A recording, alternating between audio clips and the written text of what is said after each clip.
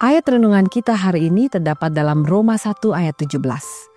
Sebab di dalamnya nyata kebenaran Allah yang bertolak dari iman dan memimpin kepada iman, seperti ada tertulis, orang benar akan hidup oleh iman. Penurutan datang hanya melalui iman. Penurutan adalah hanya dengan iman. Mereka yang telah dianggap benar akan hidup oleh iman juga. Salah satu alasan bahwa penurutan didapati melalui iman dan hanya dengan iman ditemukan dalam khotbah di bukit. Di sana Yesus mengajarkan bahwa kita tidak perlu berzina untuk bersalah atas perzinahan. Dan kita tidak perlu membunuh seseorang untuk bersalah atas pembunuhan. Jika Anda memiliki nafsu atau kemarahan di hati Anda sudah bersalah. Jika ini benar, maka banyak dari apa yang ingin kita sebut penurutan sebenarnya adalah dosa. Jika saya ingin curang atas pajak penghasilan saya, tetapi saya tidak melakukannya, saya masih curang. Jika saya menemukan ide bahwa merampok bank adalah menarik, bahkan jika saya tidak pernah mencuri sepeser pun dalam hidup saya tetap pencuri. Faktanya, jika saya mendambakan makanan yang tidak sehat, bahkan jika saya cukup kuat untuk menolak makan makanan tersebut, tetap saja saya tidak bertarak. Perhatikan komentar ini dalam nasihat-nasihat tentang makanan dan kesehatan oleh Ellen White, halaman 35.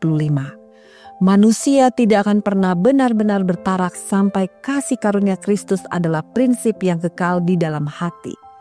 Semua janji di dunia tidak akan membuat Anda atau istri Anda menjadi reformis kesehatan.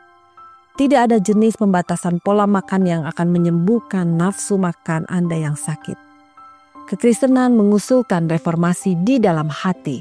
Apa yang Kristus kerjakan di dalam hati kita akan menghasilkan perbuatan yang berasal dari pikiran yang sudah bertobat. Rencana kita untuk memulai perubahan dari luar lalu ke dalam selalu gagal dan akan selalu gagal. Rencana Tuhan bersamamu adalah untuk memulai dari lubuk semua permasalahan, yaitu dari dalam hati, dan kemudian dari hati akan mengeluarkan prinsip-prinsip kebenaran.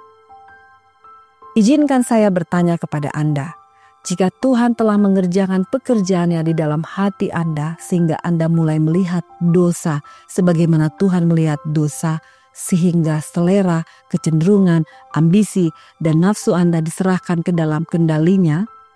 Pesan-pesan pilihan buku 1 halaman 386, sehingga perasaan, pikiran, tujuan, dan tindakan Anda selaras dengan kehendak Tuhan. Langkah-langkah kepada Kristus halaman 61.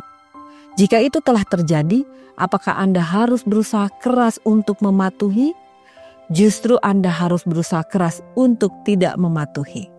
Melalui hubungan iman yang berkelanjutan dengan Yesus, kita dapat diubah menjadi gambaran rupa Allah, sehingga kita menurut dari dalam sampai keluar.